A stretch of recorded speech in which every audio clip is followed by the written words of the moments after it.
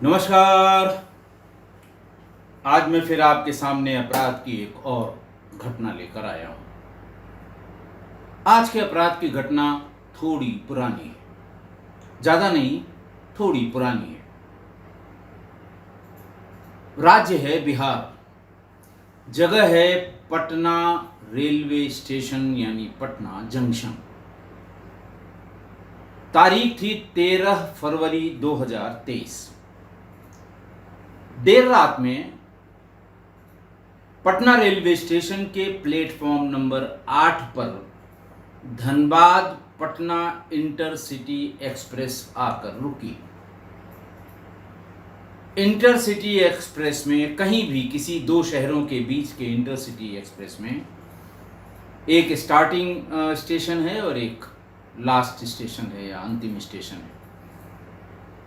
Starting पर बिल्कुल खाली रहती है, भर जाती है, बीच में भी लोग आते हैं, रुक जाते हैं, लेकिन अंतिम स्टेशन पर पूरी गाड़ी खाली हो जाती है। जैसा किसी भी ट्रेन में हो कि जो डेस्टिनेशन पर पहुंच गई तो खाली हो गई। बहरहाल वो इंटरसिटी एक्सप्रेस जब रात में पहुंची तो धीरे धीरे करके सभी यात्री उतर गए। आपने देखा होगा ट्रेन में यात्रा के समय कि जैसे ही ट्रेन प्लेटफॉर्म पर खड़ी होती है, ये कुली लोग हर दरवाजे पर दस्तक देते हैं। जिस किसी के पास एक दो बैग या अटैची होती है उससे पूछते जरूर हैं। कुछ ज़्यादा चटक होते हैं कि गाड़ी रुकने के पहले ही डिब्बे में चढ़ जाते हैं और भीतर एक नज़र से देख लेते हैं किन किन यात्रियों के पास ज़्यादा सामान है, और उन्हीं से, कभी जो बैग झुलाते हुए आते हैं उनसे कुछ नहीं कहते ये, लेकिन जिनके पास ज़्यादा सामान है उनसे ज़रूर पूछते हैं। जब पूरी गाड़ी खाली हो गई तो कुलियों की नज़र उस बक्से पर जरूर रही होगी। एक बक्सा था, बड़ा बक्सा था और करीब 3 फीट लंबा, 1.5 फीट ऊंचा और 2 फीट चौड़ा बॉक्स था जिसमें ताला लगा था।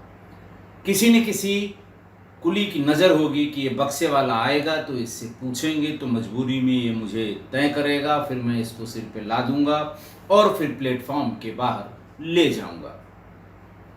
काफ़ी देर तक गाड़ी खड़ी रही, सारे यात्री उतर गए और बक्से के पास जब कोई नहीं आया तो बाहर निकलकर उसने कुलियों को आवाज़ दी कि साहब एक बक्सा यहाँ पड़ा हुआ है।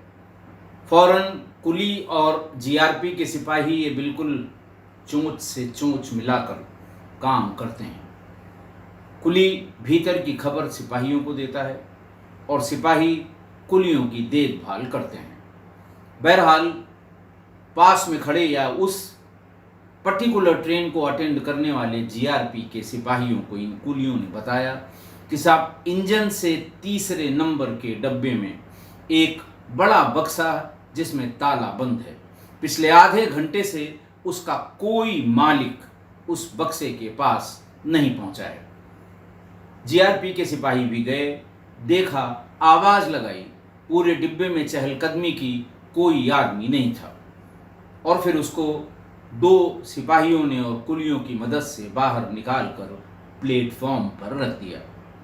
थोड़ी देर प्लेटफॉर्म पे इसलिए छोड़ दिया, हो सकता है कोई जल्दी में चला गया हो। बाद में जैसे कभी कभी होता यूँ है कि 3 4 5 लोग एक साथ चले और उनमें से एक ने कहा कि बक्सा तुम ले आना, उसको लगा कि ये ले जाएंगे और इसी गलतफहमी में अटैची, बॉक्स या दूसरे सामान छूट जाते हैं। ये कोई नई बात नहीं है, बहुत सामान्य सी बात है। इसीलिए जीआरपी वाले चूंकि इससे हर दिन रूबरू होते हैं इस समस्या से, लिहाजा उन्होंने कहा कि इसको थोड़ी देर रख दीजिए। जब भी कोई अपने घर पहुंचेगा, गिनती करेगा, बक्सा नहीं मिलेगा, भाग के आएगा और प्लेटफॉर्म पे रख दीजिए ताकि उसे गाड़ी के भीतर घूम के न देखना पड़े और हो सकता है 1 घंटे बाद ये गाड़ी प्लेटफॉर्म से चली भी जाए। बहरहाल उस बक्से को प्लेटफॉर्म नंबर 8 पर थोड़ी देर के लिए, 2 घंटे के लिए छोड़ दिया गया, लेकिन 2 घंटे बाद भी उसका कोई पुरसा हाल नहीं आया। फिर सिपाहियों ने मिलकर उस ताले को तोड़ा। भीड़ लगी हुई थी, सब लोग आंखें गड़ा के देख रहे थे कि पता नहीं कौन सा सोना चांदी छोड़ के कोई चला गया है। और जैसे ही बक्सा खुला भाग गए लोग। एक नव युवक की लाश जिसके गर्दन पर रस्सी बंधी हुई थी उस बक्से के अंदर पाई गई। उसको भी थोड़ी देर छोड़ा गया कि शायद आसपास से कहीं लाई गई हो तो लोग इसको पहचान लें, क्योंकि अज्ञात लाशों में सबसे बड़ा संकट पहचान का होता है। सबसे ज़्यादा परेशानी पहचान करने में होती है। पुलिस को सबसे ज़्यादा मेहनत उस अज्ञात डेड बॉडी की पहचान करने में लगी रहती है। बहरहाल 3-4 घंटे की इस कवायद के बाद बॉडी को जीआरपी ने उसका पंचनामा किया और पोस्टमार्टम के लिए भेज दिया। लेकिन जांच में या पूछताछ में या लोगों से जानकारी में कोई सुराग नहीं मिला। सोशल मीडिया प्लेटफॉर्म जितने हैं, व्हाट्सएप से लेके बाकी सब, देखिए सबका इलाका बटा होता है। कुछ रिपोर्टर्स अखबारों के, अधिकृत रिपोर्टर्स, कुछ टीवी चैनल्स के, और कुछ ये मुतफर्रिक वाले जो मोबाइल लिए घूमते रहते हैं, वो रेलवे की बीट ही देखते हैं और रेलवे की बीट में ही रहना पसंद करते हैं।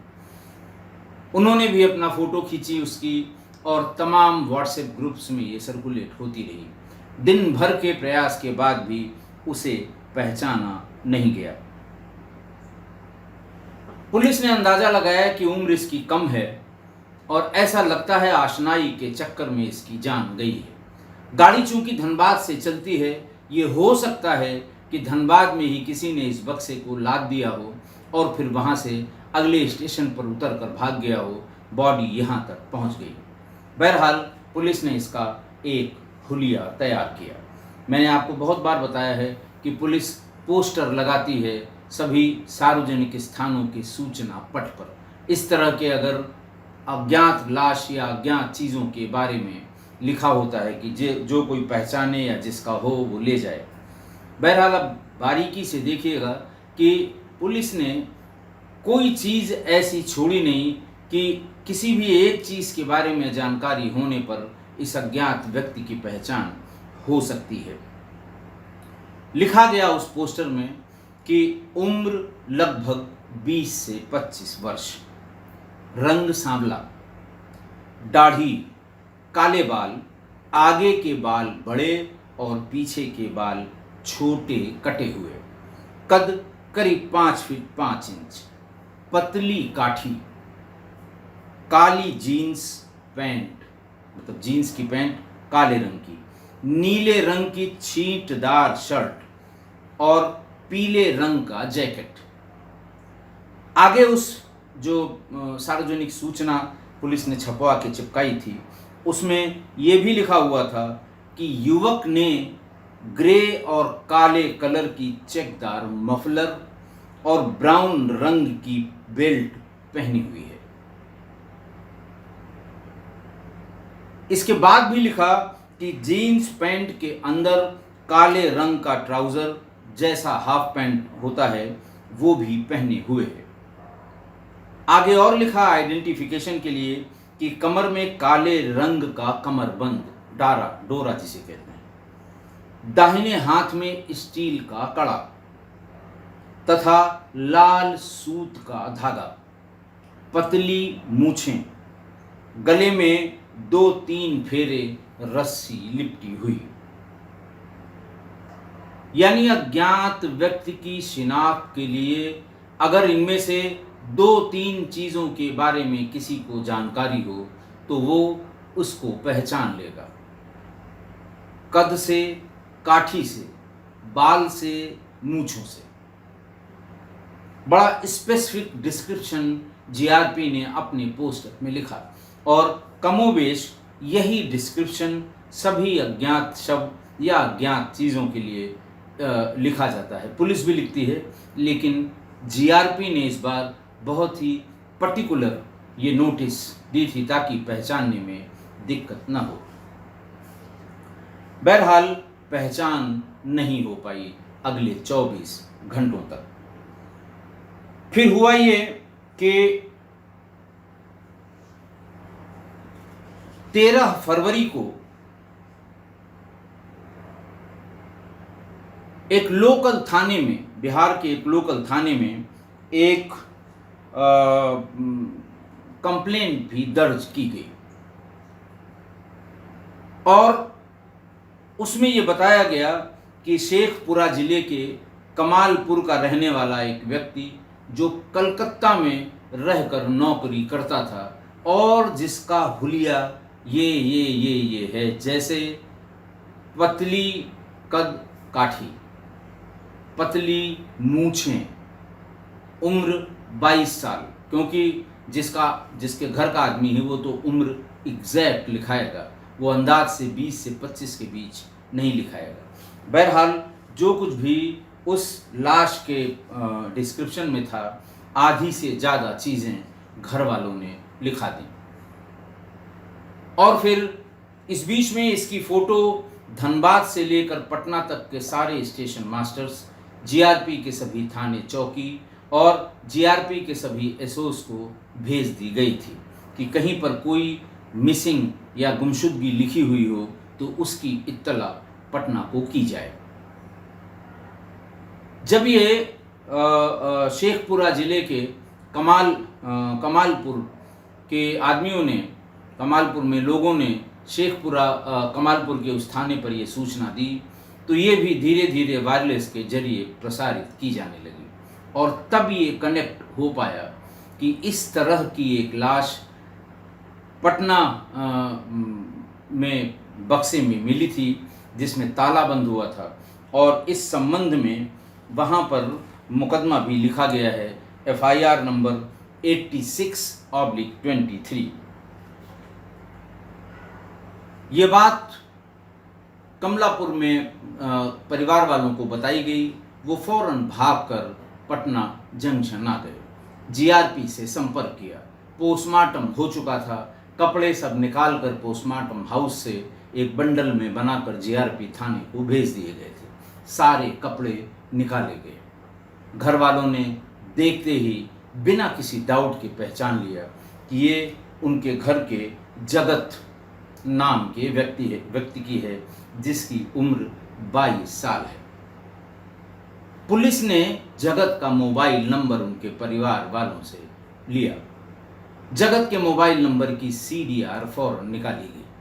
किस किस से बहुत ज़्यादा बात हुई है और किस से कब बात हुई है, इसकी जानकारी होने पर एक नंबर से कलकत्ता से जब इसकी लोकेशन यहाँ के लिए हुई है, शेखपुरा ज़िले के लिए चली है, तब उस नंबर से बातचीत हुई है।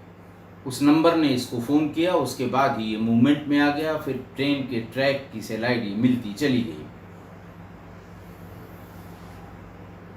और शेखपुरा पर जाकर ये ख़त्म हुई, जबकि बॉडी इसकी पटना जंक्शन पर मिली। पुलिस ने फौरन दिमाग लगाया कि इसका संबंध कहीं न कहीं शेखपुरा ज़िले के कमलापुर से रिलेटेड है, कमलापुर के आसपास है। बहरहाल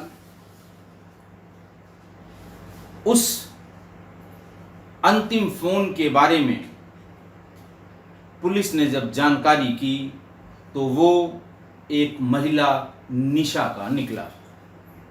पुलिस उसके घर पहुंच गई और ये पता लगा कि निशा के पति विक्की और जगत दोनों लंगोटिया यार हैं। कक्षा 7 के बाद से ये एक साथ दिल्ली में पढ़े और दोनों ही दिल्ली में काम करने लगे। फौरन निशा और उसके पति विक्की को थाने पर लाया गया। पूछताछ शुरू हुई। ये पूछा गया कि ये फोन तुमने कितने बजे उसको किया और क्यों किया। और ऐसे में दोनों की लोकेशन विक्की और निशा की उनके घर पर ही थी, कहीं और नहीं थी। बहुत ज़्यादा रजिस्ट नहीं कर पाए पुलिस के सांस्कृतिक कार्यक्रम को और थोड़ी देर में ही टूट गए। फिर ये बताया कि अभी कुछ दिन पहले हमारी दूसरी शादी हुई है। विक्की ने बताया उसकी पत्नी का नाम निशा है और उसने ये भी बताया कि शादी के बाद सब कुछ ठीक ठाक चल रहा था, तभी किसी ने गांव से, और खासकर मेरे घर के पड़ोसी ने ये बताया कि तुम्हारा दोस्त जगत 4 फरवरी को दिन में 11 बजे आया और रात में 12 बजे घर से निकला। कुछ शंका हो रही है, तुम अपनी पत्नी से पूछो कि तुम्हें जानकारी है। उसने कहा नहीं, मुझे तो जानकारी नहीं है। बोले तुम्हारा लंगोटिया यार है, ये हम लोग जानते हैं, और तुम्हें जानकारी नहीं है, इसका मतलब दाल में कुछ काला है।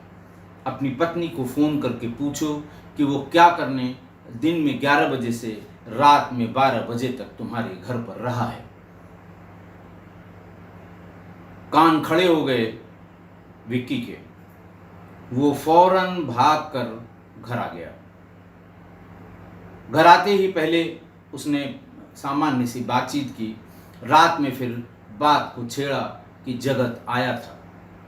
निशा ने साफ मना कर दिया कि नहीं, कोई नहीं आया था। फिर उसने कौन सा कपड़ा पहने हुए था, कितने बजे आया, किस गाड़ी से आया और कब निकला, जब ये 3-4 चीज़ें बताईं, निशा को अंदाज लग गया कि इसको सही जानकारी है। लिहाजा उसने फौरन मान लिया कि हाँ आया था। फिर चारों तरफ से घेरना शुरू किया विक्की ने, तो उसने बताया कि हाँ हमारे संबंध हैं। संबंध कैसे हुए ये भी बताने पर ये बताया कि एक दिन जगत ने विक्की से बात करने के लिए उसके फ़ोन पर रिंग की, लेकिन वो कहीं मोबाइल फ़ोन छोड़कर बाहर सामान लेने गया था। बातचीत उसकी निशा से हो गई। बस यहीं से बातचीत का सिलसिला शुरू हुआ और फिर दोनों के संबंध बनते चले गए। 4 फरवरी की ये बात जब उसको पता लगी तो वो बहुत ज़्यादा कुछ उसने बहुत नहीं किया। उसने निशा के सामने 2 ऑप्शन रखे।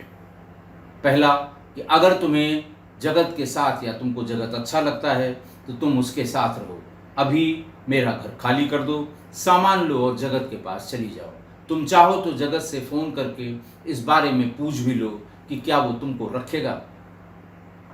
अगर ये ऑप्शन तुम्हें मंजूर नहीं है तो दूसरा ऑप्शन है कि हम अब जगत को जिंदा नहीं छोड़ेंगे।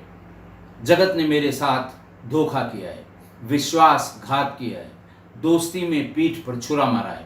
हम उसे किसी कीमत पर जिंदा नहीं छोड़ेंगे और उसकी हत्या में तुम्हें मेरा सहयोग करना होगा। निशा फौरन दूसरे ऑप्शन पर मान गई। उसने कहा देखो, वो हमें रख नहीं सकता और हमें वहाँ हम मतलब उतना सुखी नहीं रह सकते जितना तुम्हारे घर में हैं, और हम 2 साल से यहाँ सेटल हो गए हैं, हम किसी के यहाँ नहीं जाना चाहते। गलती हो गई, माफ़ कर दो, तुम जो कहोगे हम तुम्हारे साथ हैं। बात तय हो गई। उसने कहा ठीक है, तुम मदद इतनी करो कि तुम फ़ोन करके उसे बुला लो और भागता हुआ चला आएगा। उसे बातों बातों में उलझाओ, हम उसकी हत्या कर देंगे। निशा फौरन मान गई। निशा ने फ़ोन किया जगत को। वो कलकत्ता में था, निशा यहाँ खानपुरा में थी। फ़ोन किया कि तुम अगर आ सकते हो तो आज चले आओ। उसने छूटते ही पूछा विक्की कहाँ है। उसने कहा विक्की तो वहीं कलकत्ता में ही है, विक्की कहाँ यहाँ है। और उसने अपना सारा काम धाम छोड़कर जगत फौरन हावड़ा रेलवे स्टेशन पहुंचा। पहली फुर्सत की पहली ट्रेन में बिना रिजर्वेशन के जनरल डिब्बे में बैठ गया और गिरते पड़ते वो पहुंच गया उसके घर, निशा के घर पहुंच गया। एक काम किया था उसने कि जब वो जनरल बोगी में बैठा था तो उसने अपने घर को खबर कर दी थी कि मैं फला ट्रेन पे बैठा हूँ, बीच में मुझे कुछ काम है, लेकिन 12-13 तक दिन या रात में मैं घर पहुंच जाऊंगा। घर वालों ने समझा कि बहुत अच्छी बात है, इधर काफ़ी दिनों से आए नहीं हैं। कलकत्ता से आने वाले लोगों का लोग इस मामले में इंतज़ार करते हैं कि आएंगे तो कुछ कपड़े लाएंगे, चश्मा लाएंगे, बेल्ट लाएंगे, जूता लाएंगे, घर के जो छोटे बच्चे हैं वो और खुश होते हैं कि परदेश से कोई आता है तो उनके लिए कुछ न कुछ लेकर आता है। लिहाजा वो 12 को वेट कर रहे थे। ये सीधे उसके यहाँ पहुँच गया, दरवाज़ा खुला हुआ था, दाखिल हो गया और वो भी सजी धजी खड़ी हुई थी निशा। उन्होंने बातों में उसको अपने आप को भरमाना शुरू किया, जगत को भरमाना शुरू किया। ये सब काम उसने विक्की के निर्देश पर किए कि उसे शक नहीं होना चाहिए। तुम जैसे भी उसके सामने जाती थी अच्छे कपड़े पहन के या मेकअप करके, ठीक वैसे ही करना, उसे शक नहीं होना चाहिए, वो यहाँ से जाना नहीं चाहिए। और ऐसा ही हुआ। उसको रिसीव किया, उसे कमरे में ले गई, चाय पिलाई और फिर प्रेमालाप जैसी जो बातें होती हैं वो शुरू हो गईं। जब उसे लगा कि अब ये एकदम हमारे कब्जे में है, उसने इशारा किया। छत पर विक्की तैयार बैठा हुआ था। वो कमरे में दाखिल हुआ, हाथ में रस्सी लेकर आया था। उसने इसके पहले कि जगत कुछ समझ पाता, उसके गर्दन में वो रस्सी लगाकर, और पति पत्नी दोनों ने इतनी देर तक उसे कसा जब तक कि उसकी जान न निकल जाए। मारने के बाद लाश को ठिकाने लगाने के लिए फौरन विक्की बाजार से एक बड़ा बैग, जो सबसे बड़ा बैग उपलब्ध था बाजार में, वो ले आया। जगत की लाश को कई जगह से बांधने के बाद भी बैग उसके लिए छोटा पड़ने लगा। बड़ी मुश्किल हो गई, पसीने छूट गए कि बैग लाने पर भी ये इसमें एडजस्ट नहीं हो पा रहा है, क्या किया जाए। फिर वो घर के भीतर गया, अपने माँ के पुराने बक्से जिसमें माँ का सामान पड़ा हुआ था, चाबी हासिल करके, चाबी खोल के माँ का सामान सब एक जगह रख दिया और उसे ले आया। उसमें आराम से जगत का शव आ गया। ताला बंद किया और उसकी ले जाने की फिराक में पहले उठाकर देखा तो लगा कि ये बहुत भारी हो गया है।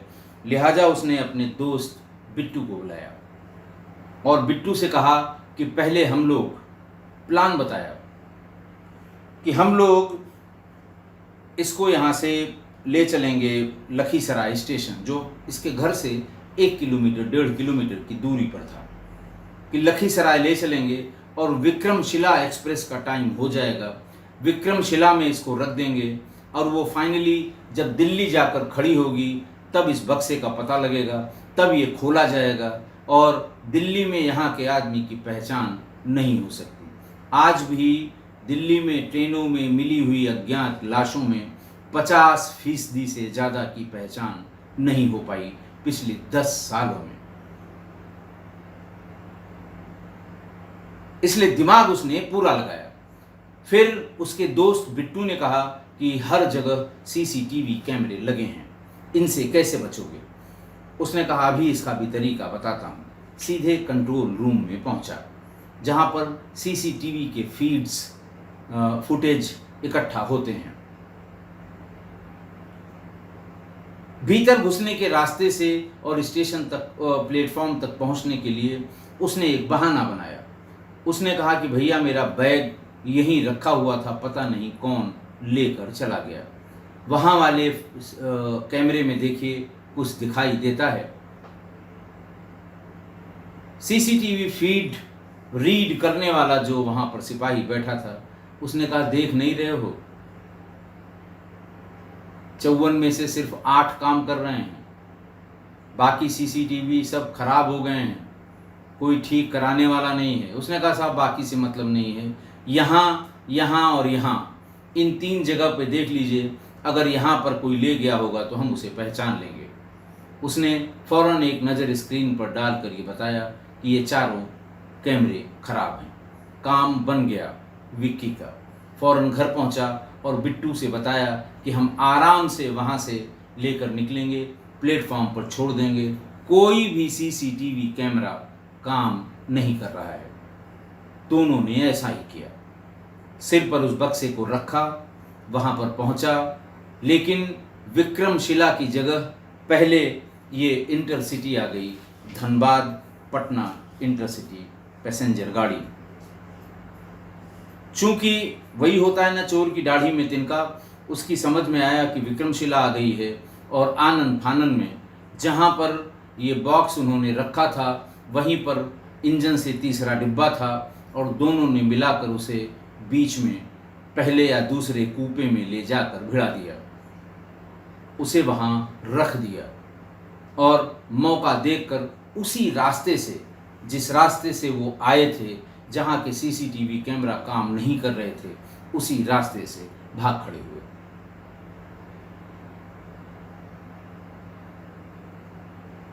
पूरी बात जब बताई गई तो सबूत इकट्ठा करने के लिए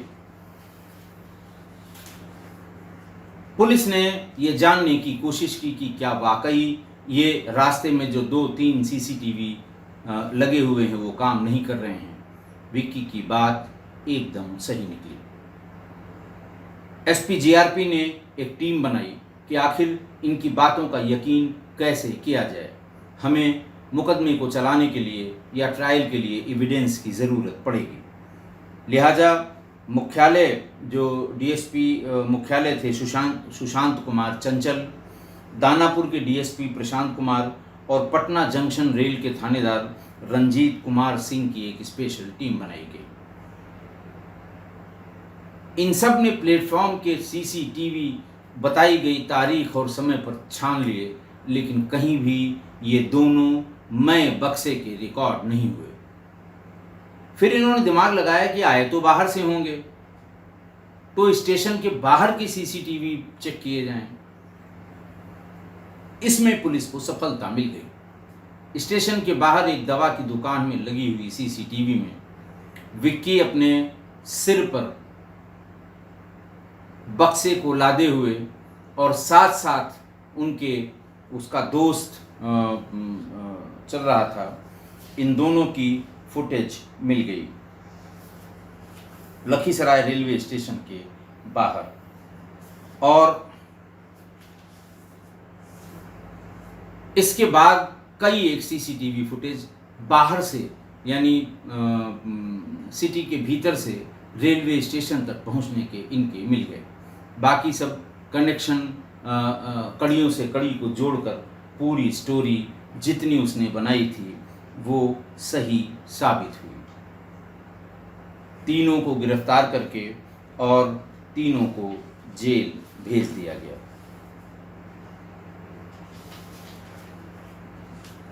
निशा कुमारी, उसका पति विक्की कुमार और ट्रेन में शव को बक्से में रखने वाला दोस्त बिट्टू, ये सभी गिरफ्तार करके जेल भेज दिए गए। आज की घटना में फिर इश्क विश्क के चक्कर में एक 22 साल के नवयुवक ने अपने जान से हाथ धो बैठा। वो विक्की ने दूसरी शादी की निशा से 2-2.5 साल पहले। पहली का क्या हुआ ये तो मुझे केस डायरी से या इसके डिटेल जहाँ जहाँ उपलब्ध थे ये नहीं पता लग पाया कि विक्की की पहली बीवी का क्या हुआ था।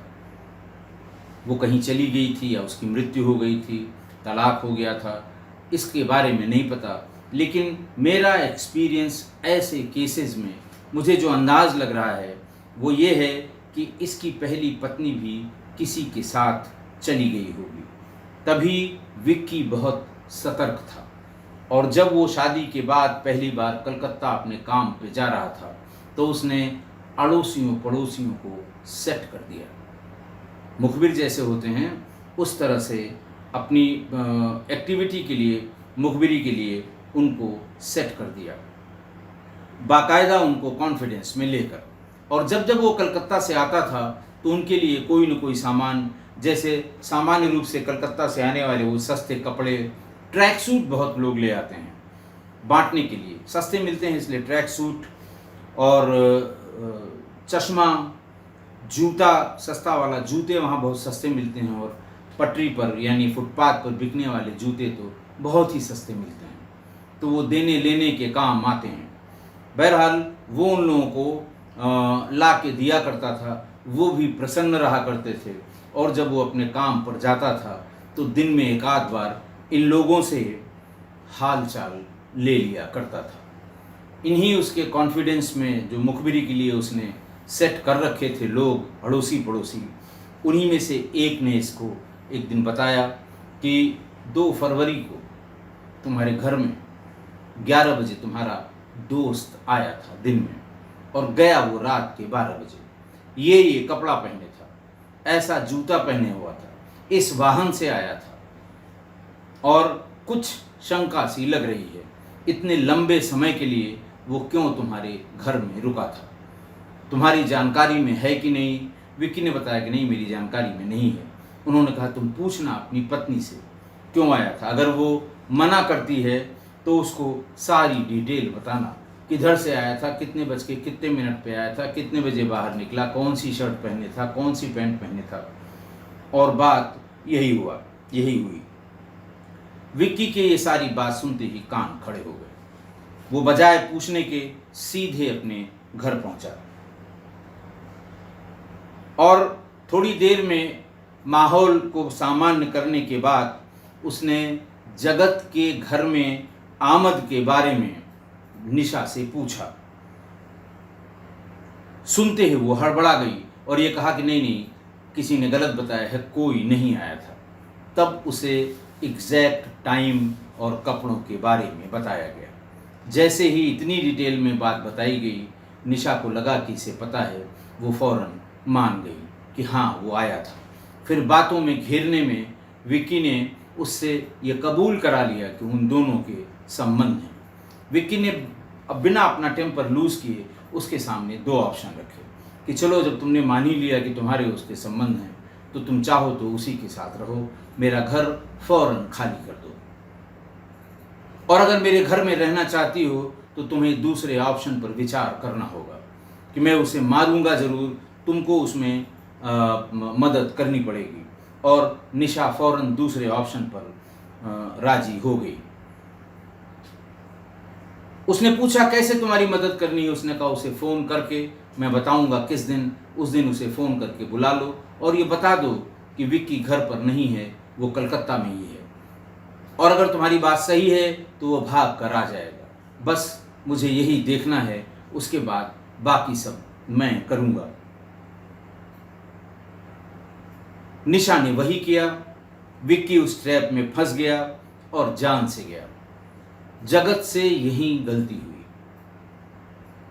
अगर उसने ये कहा था कि विक्की कलकत्ता में ही है, तो जगत को पता था कि वो कहाँ काम करता है, कहाँ किस कमरे में रहता है, कितने लोग साथ रहते हैं, सबके नंबर एक दूसरे के पास रहते हैं। उसे फ़ोन करके अगर विक्की से पूछता तो नेचुरली जब विक्की ने ही बुलवाया था उसको फ़ोन करके, तो वो कोई न कोई बहाना बताता कि नहीं मैं इतनी दूर पे हूँ, 100 किलोमीटर पे हूँ, 200 किलोमीटर पे हूँ। और बजाय इसके कि उससे सीधे पूछते, उसके दोस्तों से अगर पूछ लेते तो समझ में आ जाता कि ये जो बुलावा आया है ये छलावा आया है, ये ट्रैप है और फंसेंगे, ज़िंदगी बर्बाद हो जाएगी। लेकिन बिना किसी से बात किए हुए, बिना इसको कंफर्म किए हुए, वो जैसे उसको लार टपक रही थी, सीधे स्टेशन भागा और पहली फुर्सत में जो ट्रेन मिली उसके जनरल कंपार्टमेंट में घुस गया। वो एकदम जैसे वो कहते हैं ना, बेचैन था कि बस बुलाया है उसने तो पहुंचना ही है। बस एक अच्छा काम किया था उसने कि ट्रेन के जनरल कंपार्टमेंट में एंट्री करते समय ही उसने अपने घर फ़ोन कर दिया था कि मैं फ़लाँ ट्रेन पे बैठ गया हूँ और मुझे फ़लाँ जगह पे, दूसरी जगह का नाम बताया, वहाँ काम है, लेकिन फिर भी मैं 12 की रात या 13 को मैं वहाँ पहुँच जाऊँगा। वो जानता था कि 2-4 घंटे निशा के पास रुकने के बाद उसे घर ही जाना है, इसलिए 3-4 घंटे के अंतराल की बात कह के उसने घर वालों को खबर कर दी थी। अगर वो घर वालों को न बताता तो लाश का पता कई दिनों तक नहीं चलता, और हो सकता है कभी भी न चलता कि लाश किसकी है, कहाँ से आई है और किस हालत में है। इसलिए किस्सा गोई परिवार वालों को ये सलाह है मतलब हमारे परिवार में इस तरह का कोई नहीं है, किस्सा कोई परिवार में, लेकिन फिर भी अगर उनकी जानकारी में है, या जो लोग बाहर वैसे ही सुन रहे हैं बिना जिनकी जानकारी परिवार को नहीं है, कि अगर आप किसी से मिलने जा रहे हैं, किसी गलत काम के लिए भी जा रहे हैं, घर वालों की चोरी से कहीं जा रहे हैं, पर घर वालों को बता जरूर दीजिए। रीज़न तो आप कभी बताएंगे नहीं, क्योंकि घर वालों की चोरी से आप कहीं जा रहे हैं, लेकिन ये ज़रूर बता दें कि हाँ, मैं फ़लाँ ट्रेन में बैठा हूँ और फ़लाँ जगह उतर जाऊँगा, 3 दिन का हमारा काम फ़लाँ जगह है, उसके बाद में समय मिला तो घर भी आऊँगा, ताकि आपको लोग ढूंढें नहीं, और अगर कोई हादसा हो जाए तो आप जिस ट्रेन में बैठे थे ढूंढने की शुरुआत वहाँ से कर सकें। इसलिए आप जब भी इस तरह के उल्टे सीधे कामों के लिए कहीं किसी के बुलावे पे जा रहे हैं या अपने मन से जा रहे हैं, तो घर वालों को ज़रूर बता दें, ताकि किसी हादसे के बाद घर वालों को परेशान न होना पड़े। आशा है आप मेरी इस बात से सहमत होंगे। आज के लिए इतना ही। बहुत बहुत धन्यवाद।